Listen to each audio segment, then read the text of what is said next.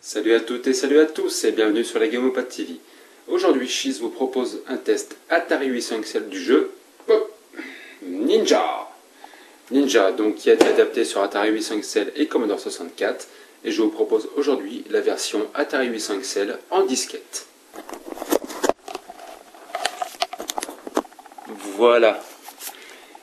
Donc le boîtier, donc édité par Mastertronic en 1986, donc sur une édition Commodore 64 128 et Atari 800 XL 130XE en version disquette.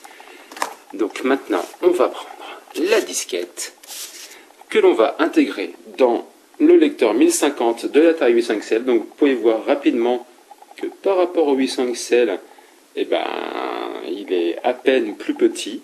Mais bon, c'est une très grosse révolution à l'époque. On passe de la cassette à la disquette. Allez, c'est parti.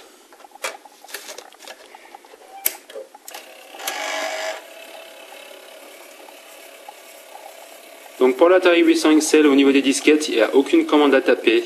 Au niveau du chargement, il suffit simplement d'allumer l'Atari en appuyant sur la touche Option. Allez, zoom.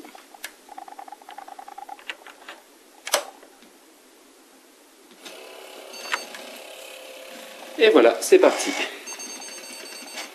Donc maintenant, on charge le jeu. Voilà. Allez, je vous dis dans quelques instants pour le jeu. Salut les copains, ça y est, le jeu est enfin chargé. Donc ça a pris 30 secondes environ. Donc le but de Ninja, en fait, c'est que vous devez, comme d'habitude, récupérer une princesse qui s'appelle, alors c'est un peu cucul la praline, hein, qui s'appelle Didi, la perle d'Orient. Donc pour la récupérer, vous devez récupérer 6 idoles. Donc en fait ce sont des statuettes qui sont éparpillées dans les niveaux du jeu. Et vous devez les récupérer avant d'accéder à la dernière salle du trône, on va dire, pour libérer cette princesse. Voilà. Donc en fait, pour combattre, c'est pas bien compliqué. Vous avez différents coups à actionner avec la manette. Et également, donc, à l'écran, on peut le voir. Donc, je fais un petit zoom. Voilà. Donc, au sol, voilà, vous avez des étoiles.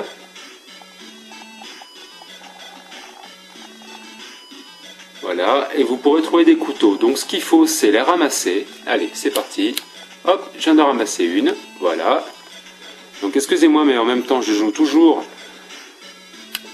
et je filme. J'ai toujours pas de pied pour ma caméra. Je suis désolé, pas d'investissement. Voilà. Et c'est parti. Allez. Donc voilà, un premier combat. Donc, on va essayer de l'avoir. Hop, 1, 2 étoiles, 3. Aïe, c'est bon. Alors, il faut savoir que vos ennemis peuvent également avoir des armes et récupérer celles que vous lancez. Donc on va essayer de le... Voilà, c'est fait. Voilà. Et voilà une idole. Hop, vous voyez, donc l'idole qui clignote là. On va faire un petit zoom. Voilà, l'idole, on se baisse. Et on la récupère. Et évidemment, Shiz a oublié de récupérer les armes. Donc voilà, donc ceci dit, dans la nouvelle pièce, là j'ai enfin des couteaux. Donc alors, les couteaux, s'ils n'arrivent pas dans le bon sens, c'est pas bon. Hein, ce qui paraît logique. Ah mince, voilà, je suis monté en haut, c'est pas grave. Donc là, j'ai plusieurs ninjas à abattre. Donc, ma foi, on va essayer... Bon, voilà, je suis mort. Ça c'est fait. Voilà. Donc pour l'instant, j'ai récupéré qu'une idole, donc je suis mort. Donc on recommence du début. Donc c'est un jeu qui est relativement dur, hein, malgré tout, parce que... allez, une idole, ça fait pas de mal. Donc qui est relativement dur, parce qu'en fin de compte, quand vous paumez vos armes et que les ennemis les récupèrent, il faut quand même arriver à gérer tout ça. Donc là, je mets des pralines, c'est tout bon. Alors, il faut savoir que dans l'évolution du jeu, quand vous progressez dans les salles, il y a évidemment plus d'ennemis. Donc vous disposez, donc vous le voyez là, d'un sabre, en fait, qui permet de donner des coups à la tête. Bon, personnellement, je m'en sers pas forcément plus que ça, étant donné que généralement les étoiles de ninja ou les couteaux suffisent à tuer les ennemis. Par contre, en effet, donc voyez, donc là je viens de lancer un couteau pour rien, ce qui veut dire que mon couteau est perdu. Donc là, on a un rez-de-chaussée en fait qui correspond au littoral. Donc on récupère, donc il faut faire le tour hein, de toutes les pièces. Hein. Donc voyez, là j'ai 3 idoles, donc on pourrait se dire, ben, ça y est, j'ai déjà fait 50% du jeu. Et pourtant, on est loin d'être arrivé à la fin. Donc là j'en ai bientôt 4, voilà, 4 idoles, donc on se dit, bon, on est bon, il n'y a pas de problème. Donc on progresse dans le jeu. Voilà. Donc on va essayer d'arriver dans une salle supérieure. Là on va y arriver. Hop. Donc là évidemment, donc là j'en ai qu'un. Donc je cherche même pas à savoir ce qu'il veut. Là il y en a 2.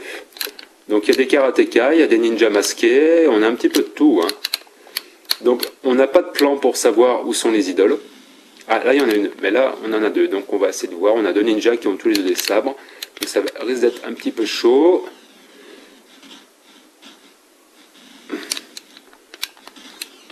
Oula, bah j'ai eu un peu de chance. Alors à savoir que dans la dernière pièce, ils sont 5 ou 6. Hein. Donc là, j'ai pas d'idole, donc c'est pas la peine de s'éterniser. Pas la peine d'aller au combat. Donc là, non plus. Allez, on progresse.